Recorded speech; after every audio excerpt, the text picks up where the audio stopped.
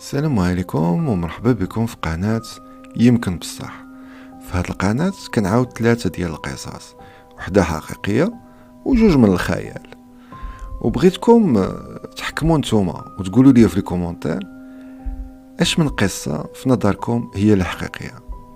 وفي اول كل فيديو غنلوح لكم الجواب الصحيح. البلان باين، نجيب قهوة ونبداو على بركة الله. القصة الحقيقية في الفيديو اللي فات هي القصة ديال 12 لاعب كرة القدم والمدرب ديالهم اللي تحبسوا في واحد الكاف في تايلاند. بعد 18 يوم ديال العذاب ومحاولة الإنقاذ قدروا أنهم ينقذوا كاع الدراري والمدرب ديالهم ويخرجوا كاملين بسلام. القصة الأولى،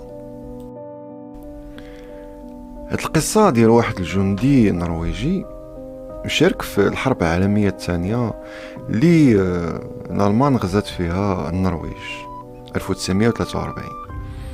هو ومجموعة ديال جنود صحابو قدروا يدمروا برج مراقبة جوي ديال الألمان، ولكن في الصباح كيتفاجئوا باللي الألمان قدرت ترصد القارب ديالهم ودمراتو بالكامل، اللي خلاهم أنهم يعوموا في المياه الباردة ديال القطب الشمالي. صحابو كاملين تشدوا من طرف الألمان، ولكن الجندي ديالنا قدر أنه يهرب ويبقى مخبى لمدة 2 شهرين. في هذه المدة عانى بزاف من البرد وقساوة الظروف في القطب الشمالي، رغم أن بعض المواطنين النرويجيين عاونوه. الإمكانيات كانت قليلة وضعيفة بزاف. بعد واحد الفترة جندي كان جمدوا ليه الصبعان ديال رجليه واضطر أنه يقطع 9 ديال صبعانه. في الأخير مجموعة من السكان الأصليين ديال الإسكندناف خداو حتى السويد المحايدة باستعمال زلاجات وحيوانات الرنة، وبسبب الشجاعة ديالو تعطى ليه وسام القديس أولاف من طرف النرويج. القصة الثانية،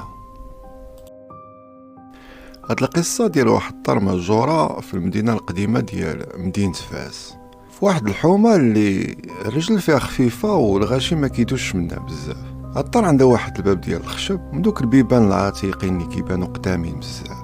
الناس ملي كيهضروا على هاد الدار غير كيوشوشو وكيقولوا باللي الباب ما كيتحل غير في الليل، ومع اول دقة ديال منتصف الليل بالضبط. اللي كيجرب يحلو في النهار ما كيوقع له حتى شي حاجه، ولكن في الليل الاستوار كتبدل. ياسين شاب فضولي وما كيعرفش كاع يدخل سوق راسو، ما كيامنش بزاف بدوك الخرافات. قرر يمشي يشوف الحقيقه براسو. تسنى حتى داز نص الليل وقرب للدار والقلب ديالو كيدق. منين شد بواني ديال الباب تحل بوحدو وبلا حتى صوت. خطوه وحده لقى راسو وسط الدار، وشويه لقى راسو في بلاصه معروفه. ملي بدا يدور راسو كيقول هادي حومتي، هنا كبرت. هذا السروال اللي كنت كنلبس فاش كنت صغير. بشويه كيبان ليه با قدامه وكيضحك وشاد الكره وكيقول ليه يلا نلعب واحد الماتش اخر. ياسين حس بالدموع كتنزل بلا ما يحس. لعب، ضحك، جرى ونسى كلشي، الوجع، الوقت وحتى الموت.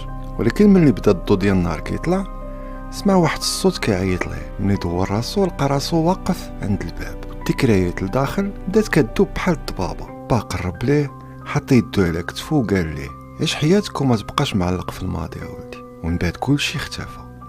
ياسين فاق لقى راسو قدام الدار القديمه والباب مسدود بحال الا ما تحلش نهائيا. رجع لدارو وهو هادئ ولكن قلبو عامر. فهم باللي الماضي ما كيرجعش، ولكن الذكريات كتبقى قوه كتعلمنا نكملوا للقدام بلا ما نساو الناس اللي عزازين علينا. القصه الثالثه، هاد القصة ديال واحد الشاب سميتو أيوب. كان عايش حياته عادية، كينشر يومياته في الانستغرام وكيشارك الآراء ديالو بلا ما يفكر بزاف. واحد النهار توصل بواحد طلب متابعة من واحد الحساب شي شوية غريب.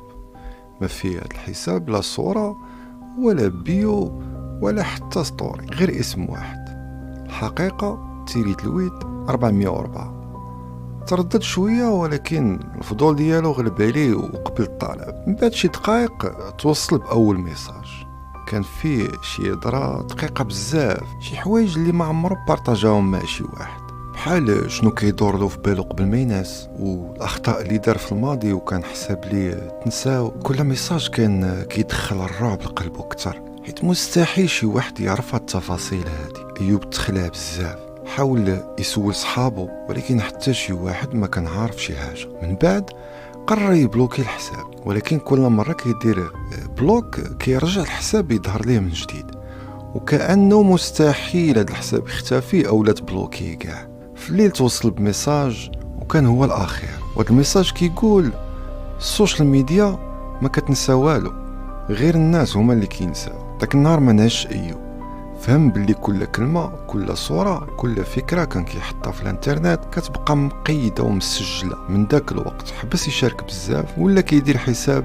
لحياته الخاصه، وتعلم باللي الخصوصيه كنز خاصو يحتفظ عليها، حيت ماشي كل شيء خاصو يكون منشور. وهكا غادي نكون وصلنا لاخر ديال الفيديو. في نظركم اش من قصه حقيقيه، واش الاولى الثانيه ولا الثالثه؟ خليو لي الراي ديالكم في لي كومونتير. وإلا كنتي وصلتي حتى لهنا ومازال ما درتي المتابعه، هادي هي الفرصه باش ديرها، وفعل الجرس باش يبدا يوصلك كل جديد ديالنا. وما تنساش مواقع التواصل الاجتماعي حتى هي تضرب عليهم طليله. نتشافوا في الفيديو الجاي.